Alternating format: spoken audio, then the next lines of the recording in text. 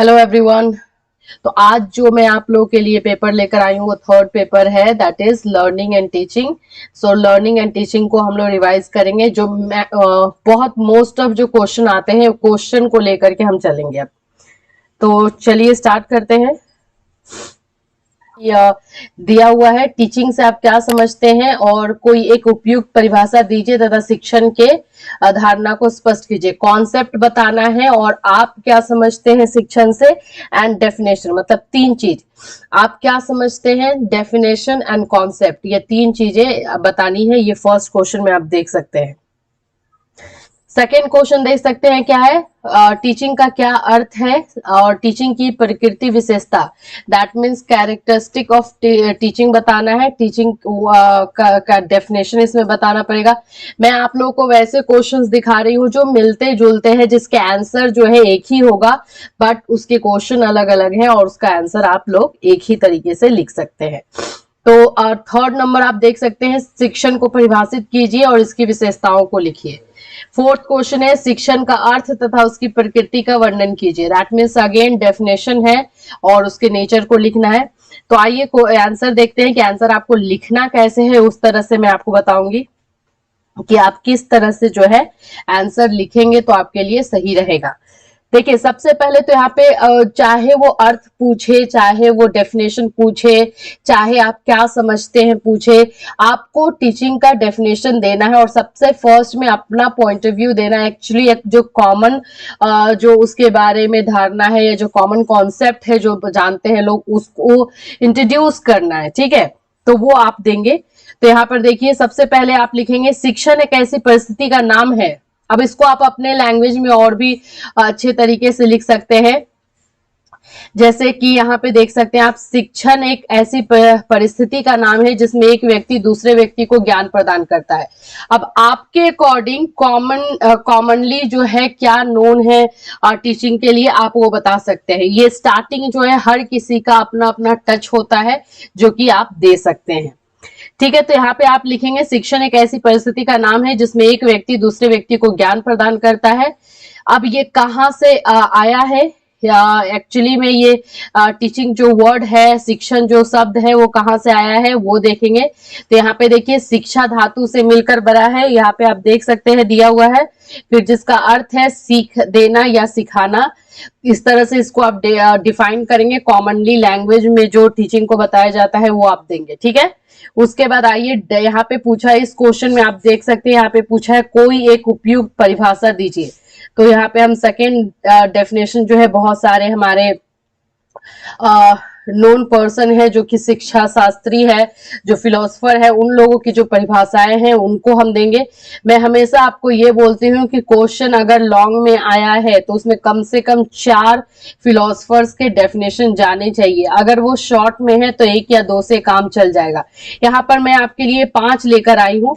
5 जो है फिलोसफर्स के डेफिनेशन दिए हैं, इसमें से कोई भी 4 अगर लॉन्ग में ये क्वेश्चन आता है, मैक्सिमम चांसेस इस क्वेश्चन का लॉन्ग में ही रहता है, तो इसको आप 4 लिख देंगे, कोई भी 4 जो आपको इजी डेफिनेशन लगे वो। या फिर आप अगर ये शॉर्ट में आ जाता है ये क्वेश्चन तो 2 या 3 से भी काम चल जाएगा, लेकिन ट्राई कीजिएगा सारा याद कर लेने के लिए। और लिखना कैसे है, इसी तरह से लिखना है आपको। थॉमस एफ ग्रीन, ठीक है, उसको इंग्लिश में भी लिख देंगे ब्रैकेट में डाल के अनुसार या अकॉर्डिंग करके आप डालेंगे। शिक्षण मानवीय कार्यों का एक ऐसा उदाहरण है जिसका उद्देश्य कार्य करने की मानवीय क्षमता को बढ़ाना है। तो थॉमस एफ ग्रीन के अकॉर्डिंग क्या है, teaching is an instance of human action aimed at enhancing the human capacity for action. तो ये है थॉमस एफ ग्रीन का, इंग्लिश हिंदी दोनों में डेफिनेशन दिया हुआ है। अगर आप हिंदी प्रिफर करते हैं, हिंदी लिख रहे हैं तो हिंदी में लिखिए, इंग्लिश के स्टूडेंट है तो इंग्लिश में ऑफकोर्स लिखिए। लेकिन अगर मैं आपको अगर आपके पास टाइम बचता है तो मैं आपको सजेस्ट करूंगी कि आप हिंदी और इंग्लिश दोनों में लिख दीजिए, बट वो टाइम के ऊपर भी डिपेंड करता है, तो उसको आपको देख करके लिखना होगा। देखिए सेकेंड डेफिनेशन हमारा केपी पांडे का है। जैसे थॉमस एफ ग्रीन एक फॉरेनर को लिया गया, तो एक हम लोगों ने इंडियन को भी ले लिया है, केपी पांडे। केपी पांडे के अकॉर्डिंग क्या है, teaching is N integration of A system of activities in which a teacher swings into action by a interactional process through his efforts and plans teaching to achieve predetermined learning goals in the prevalent environment. ये KP Pandey का definition है। इनका क्या कहना है? इनका कहना है कि टीचिंग जो है एक व्यवस्थित क्रिया है, दैट मीन्स कि एक पूरी तरह से ऑर्गेनाइज्ड प्रोसेस में किया जाने वाला काम है, जिसमें जो टीचर होता है, जो कि गिवर होता है, जो देता है, वो फुल्ली प्लानिंग की तरह प्लानिंग करके अपने किसी नॉलेज को, अपने किसी बोल सकते हो कि लर्निंग को जो है ट्रांसफर करता है, सामाजिक कार्यों के लिए यूज करता है। ये केपी पांडे का कहना है। नेक्स्ट देखिए बीओ स्मिथ का है। इनका क्या कहना है? शिक्षण क्रियाओं की व्यवस्था है जो सीखने की उत्सुकता जागृत करती है। ये बहुत इजी है, तो इसको जरूर आप लोग करेंगे, मुझे पता है। Teaching is a system of actions intended to produce learning. ये एक हो गया। फिर उसी तरह क्लार्क का दिया हुआ है, रायबर्न का दिया हुआ है। इसमें से कोई भी चार आप कर लेंगे डेफिनेशन में। तो आप देखिएगा कि क्वेश्चन लिखने का मैं पूरी तरीके से आपको एक्चुअली अप्रोप्रिएट वे बता रही हूँ। कितनी बार ऐसा होता है कि हमें आंसर तो जानते रहते हैं, बट हमारा प्रेजेंटेशन उतना अच्छा नहीं होता है कि हमें अच्छे मार्क्स मिले। तो वो चीजें भी आपको करनी है और प्रेजेंटेशन पर भी ध्यान देना है, ठीक है। अब आगे देखते हैं। अच्छा, इतना करने के बाद ऐसा नहीं है कि आप डायरेक्ट जो है दूसरे क्वेश्चन पे चले जाएंगे। इसके बाद जो है ओवरऑल डेफिनेशन के बाद एक डेफिनेशन निकल कर आता है। इतने सारे फिलोसफर्स के डेफिनेशन, परिभाषाओं के बाद कुछ एक इन नट सेल या फिर एक शॉर्ट में आपको एक ब्रीफ में जो है वो बता देना है कि एक्चुअल में टीचिंग क्या है। तो यहाँ पे आपको फिर से एक टीचिंग का जो है वो ऐसे लिख सकते हैं कि उपयुक्त परिभाषाओं के आधार पर हम कह सकते हैं, इस तरह से लिख सकते हैं, या फिर इस तरह से डायरेक्ट भी लिख सकते हैं। शिक्षण एक सामाजिक प्रक्रिया है, सोशल प्रोसेस है, समय अनुसार समाज में परिवर्तन होता रहता है। ये आपको अपने तरीके से लिखना है। इसमें देख लीजिए, हिंट में दे दी हूं, उसमें आपको खुद से करना है। अब आइए बात करते हैं, हमारा जो सेकंड क्वेश्चन था उसमें कॉन्सेप्ट पूछा था, कैरेक्टरिस्टिक पूछा था, तो हम उस पे देखेंगे। टीचिंग के कॉन्सेप्ट पे ध्यान देंगे, टीचिंग के कैरेक्टरिस्टिक पे ध्यान देंगे। तो यहाँ पे देखिए, जैसे मैंने आपको उपयुक्त परिभाषाओं के आधार पर बोली थी, उस तरह से आपको लिखना। उपयुक्त परिभाषाओं के आधार पर शिक्षण के धारणा का अनुभव करते हैं, कॉन्सेप्ट। यदि हम विचार करें कि शिक्षण की धारणा क्या है, बीच में मैं आप लोगों को ये भी बोलूंगी कि जब भी आप आंसर लिखिए तो क्वेश्चन भी अराइज कीजिए कि एक्चुअली में क्वेश्चन क्या आ रहा है, वो भी आप करेंगे तो ज्यादा अच्छा रहेगा। तो यहाँ पे आप लिखेंगे उसकी प्रकृति क्या है, उसके बाद उसका आप पूरी तरह से डिटेल बताएंगे, ठीक है। कॉन्सेप्ट में आप क्या लिख रहे हैं, तो कॉन्सेप्ट 3-4 बिंदुओं पे आपको जोड़ देना है। Teaching is a interactive process, जिसमें शिक्षण, इसमें दो लोग, टीचिंग में दो लोग काफी इंपॉर्टेंट होते हैं, एक शिक्षक और एक छात्र, मतलब कि एक गिवर और एक रिसीवर, एक जो कि अपने टीचिंग के माध्यम से अपने नॉलेज को जो है ट्रांसफर करता है दूसरे के पास। तो ये दो जो है पिलर है, बोल सकते हैं टीचिंग प्रोसेस में। शिक्षण में शिक्षक और छात्र में विषय वस्तु के माध्यम से मानसिक स्तर पर आदान प्रदान होता है। इन दोनों के मध्य में विशेष कार्य के लिए अंतर विनिमय है। ये इतने डिफिकल्ट वर्ड हैं, तो इसको आप अपने लैंग्वेज में भी कर सकते हैं, लेकिन अगर हिंदी में आप लोगों ने लिया है तो कुछ वर्ड्स जो है आपको डिफिकल्ट लिखने ही पड़ेंगे। अदरवाइज आप हिंदी एंड इंग्लिश मिक्स करके लिखिएगा, और जो भी स्टूडेंट इंग्लिश में लिए उन लोग के लिए बेटर है, वो अपना इंग्लिश में सिर्फ लिख सकते हैं। एक्चुअल में ये प्रूफ तो नहीं है, बट यस हाँ, इंग्लिश में अगर आपको ज्यादा एक्सप्लेन करने की जरूरत नहीं होती है, इंग्लिश में मार्क्स अच्छे आते हैं। नेक्स्ट है आपका शिक्षण आमने सामने वाली होने वाली प्रक्रिया। Teaching is face to face activity. Actually अब ये नहीं बोल सकते कि teaching is face to face activity. पहले तो ये फेस टू फेस होता था, लेकिन अब ऐसा भी हो गया कि ऑनलाइन प्रोसेस जब से आया, हम जानते हैं कि ऑनलाइन पे भी लिया जाने वाला एक अच्छा सा माध्यम है और अच्छा सा जो है काम करता है। थर्ड हमारा है, शिक्षण में बहुत सी क्रियाओं की व्यवस्था होती है। Teaching is a molecule of activities. बहुत सारी क्रियाएं होती हैं, इसमें कौन कौन सी क्रिया होगी? एकेडमिक तो हो ही जाएगा, एकेडमिक के साथ साथ आप लोगों का जो को करिकुलर एक्टिविटीज होती हैं वो सारी चीजें इसमें आ जाएंगी। फिर उसके बाद आप देखेंगे शिक्षण एक सामाजिक प्रक्रिया है, कॉन्सेप्ट में इसको डील करेंगे। फिर उसके बाद देखेंगे शिक्षण एक उद्देश्यात्मक प्रक्रिया है, that is teaching is a goal directed activity. अच्छा, एक और चीज अगर आप नोटिस कर रहे हो तो मैं पॉइंट में ही ज्यादा आंसर आप लिखी हूं, और मैं आपको भी सजेस्ट करूंगी कि ज्यादातर आप पॉइंट में लिखिए और उसको डील आप ज्यादा अगर वो आपके पास ज्यादा पॉइंट नहीं है तो हर एक पॉइंट को डील कीजिए, लेकिन अगर आपके पास बहुत ज्यादा पॉइंट हैं तो आप 2-2 या 3-3 लाइन में ही डील करके छोड़ दीजिए और आगे बढ़ते जाइए। देखिए फिर है हमारा शिक्षण का अवलोकन और विश्लेषण किया जा सकता है।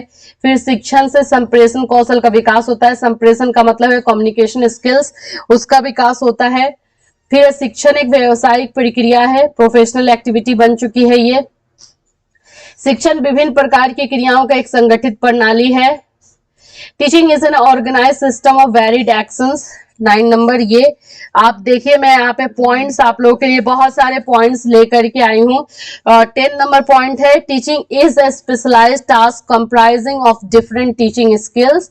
फिर है कि teaching is a formal and informal process. फिर है आपका कि teaching is a continuum activity from conditioning to instruction. इस तरह से आप देखिए पॉइंट्स कितने हैं आपके पास, 15, 16, 20, 21, 22, बहुत सारे पॉइंट्स हैं जिसमें से आपको जितना सही लगे आप मार्क्स को देख करके और टाइम को देख करके अपना देखिएगा। अच्छा, ये जो 22 नंबर पॉइंट्स आप देख रहे हैं ये आपको एक शॉर्ट क्वेश्चन में भी दे देता है कि teaching is an art as well as science, define कीजिए। ये यहाँ पे आपको ये डिफाइन करने के लिए भी दे देता है, तो इसको पूरा लॉन्ग में जो है वो याद कर लीजिएगा, जिससे कि आप अगर ये शॉर्ट में क्वेश्चन आता है तो आप कर सकते हैं। तो अमंग 22 पॉइंट्स आप चाहें तो उसमें 10, 12 जितने पॉइंट्स आप लर्न कर सकते हैं वो लिख लेंगे। चलिए नेक्स्ट क्वेश्चन आते हैं कि अच्छे शिक्षण की प्रमुख विशेषताएं। अभी तक हम लोगों ने टीचिंग की विशेषताएं जानी है, अब हम ये जानेंगे कि आइडल टीचिंग एक्चुअली क्या होता है और उसकी विशेषताएं कौन कौन सी होती है। ये क्वेश्चन को ध्यान से देखेंगे। अभी हम जितने भी क्वेश्चंस कर रहे हैं मोस्ट ऑफ क्वेश्चन जो है लॉन्ग में ही आता है, हो सकता है कि शॉर्ट में आए, लेकिन हम लोग लॉन्ग में देख रहे हैं जिससे कि शॉर्ट में अगर होगा तो आप उसको अपना शॉर्ट करके खुद से भी लिख पाएंगे। चलिए, तो पहले जैसे कि शिक्षण की परिभाषाओं की अगर बात होती है तो हम स्टार्ट इसी तरह से करेंगे। शिक्षा शास्त्रियों के मतानुसार अच्छे शिक्षण के मुख्य सिद्धांत है डायरेक्टली, क्योंकि हमारे पास पॉइंट्स बहुत है, मैं आपको पहले बताऊं इसमें भी मैं आप लोगों के लिए अच्छे पॉइंट्स लेकर के आई हूं। 11 पॉइंट्स है, तो 11 पॉइंट्स को हमको एलिबरेट करना है। लेकिन अगर आपके पास पॉइंट्स नहीं है, याद रखिएगा मैं ट्रिक भी बता रही हूँ, अगर आप लोगों ने ज्यादा पॉइंट्स नहीं लर्न किया है और आपको वहां पे दिखाना है तो आप क्या करेंगे, आप उसमें जो है पहले इसके शिक्षण की परिभाषा को थोड़ा सा डील कर देंगे, उसके बाद से आप यहाँ पे मुख्य सिद्धांत के और प्रिंसिपल्स जो है यहाँ से लिखना स्टार्ट करेंगे। देखिए फर्स्ट बताया गया है कि अच्छा शिक्षण निर्देशात्मक होता है, डायरेक्टिव होता है। डायरेक्टिव का मतलब हिटलरशिप से नहीं है, डायरेक्टिव का मतलब होता है कि आप अपने स्टूडेंट्स को जो है गाइड करें, जो रियलिस्टिक जो गाइडेंस की जरूरत होती है बच्चों को वो आप दे, उसको बोलते हैं, जिसको कि आजकल कॉमनली अब सीबीएसई की तरफ से एक रूल बना दिया गया है कि teacher is not a teacher, teacher is a facilitator. मतलब टीचर को एक फैसिलिटेटर बना दिया गया है, जो भी फैसिलिटीज जो है स्टूडेंट को चाहिए वो प्रोवाइड करने वाला है, जो है वो टीचर का काम बन गया है। तो यहाँ पे डायरेक्टिव का मतलब हिटलरशिप से मत लीजिएगा, डायरेक्टिव का मतलब हो जाता है यहाँ पे कि जो भी चीजों की उनको जरूरत है आप निर्देश दीजिए, उनको गाइडेंस दीजिए, उससे मतलब होता है। ठीक है, इसको डील आप अपने तरीके से कर लेंगे। आइए सेकंड देखते हैं, अच्छा शिक्षण प्रेरणादायक होता है, ऑफ कोर्स मोटिवेशनल होता है। एक अगर हम आइडल टीचिंग की बात कर रहे हैं तो ये मोटिवेशनल होना चाहिए, जिसमें कि दूसरे स्टूडेंट्स को या दूसरे टीचर को या स्टूडेंट्स आपसे इन्फ्लुएंस होकर के जो आप करते हैं वो करें, आपको फॉलो करें, तो ये ऑफकोर्स मोटिवेशनल होना चाहिए। फिर देखिए हमारा है कि एक अच्छा शिक्षण प्रगति पर आधारित रहता है, प्रोग्रेस किसके प्रोग्रेस पर आधारित रहता है, तो स्टूडेंट के प्रोग्रेस पे।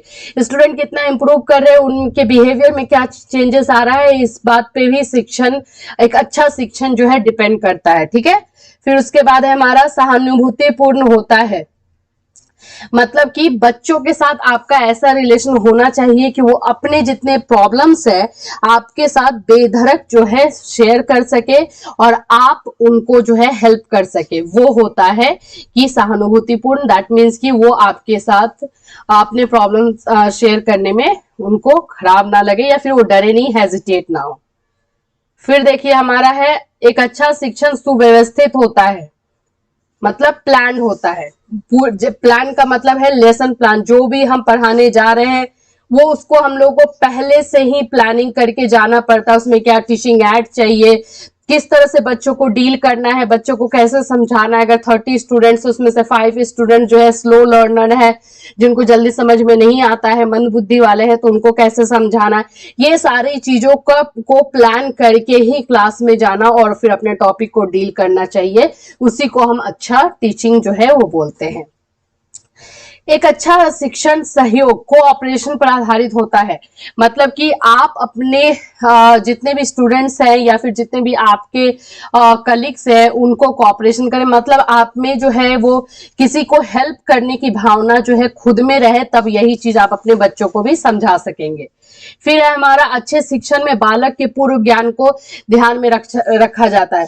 प्री नॉलेज मतलब कि जो टॉपिक आप देने जा रहे हैं, बच्चों को समझाने जा रहे हैं, उस टॉपिक से रिलेटेड उन लोगों को पहले का कितना नॉलेज है, इस बात को भी ध्यान में रखा जाता है, तभी जो है लेसन प्लान बनाया जाता है। फिर हमारा है अच्छा शिक्षण प्रजातांत्रिक होता है, मतलब डेमोक्रेटिक होता है, ठीक है। फिर उसके बाद है एक अच्छा शिक्षण उपचार पूर्ण होता है। उपचार पूर्ण से मतलब है रिमेडियल, मतलब कि जो स्टूडेंट को हमें हमारी हेल्प की जरूरत है उनको हम हेल्प करें, एक्स्ट्रा क्लास उनको जो है प्रोवाइड करें। फिर हमारा 10th नंबर देखिए, एक अच्छा शिक्षण बालक में आत्मविश्वास उत्पन्न करता है। मतलब कि आप अपने स्टूडेंट्स में कॉन्फिडेंस जो है वो देते हैं, उनको कॉन्फिडेंस फील करवाते हैं, उनको कॉन्फिडेंस आता है, वो एक अच्छे टीचिंग की जो है वो निशानी है। अच्छा शिक्षण बाल प्रधान होता है, चाइल्ड सेंटर्ड होता है। ये हम सब जानते हैं कि अच्छे टीचिंग में जो है चाइल्ड की कैपेबिलिटीज, उनकी जरूरतें, उनकी क्यूरियोसिटी, उनके इंटरेस्ट, उनकी मेंटल एबिलिटी, इन सबको ध्यान में रख करके ही अपना टीचिंग रेडी किया जाता है, वही एक अच्छा टीचिंग होता है। तो ये फ्रेंड्स आज मैं आपको टीचिंग के लिए लेकर के आई थी ये वीडियो। फिर मिलती हूँ, till then have a nice day.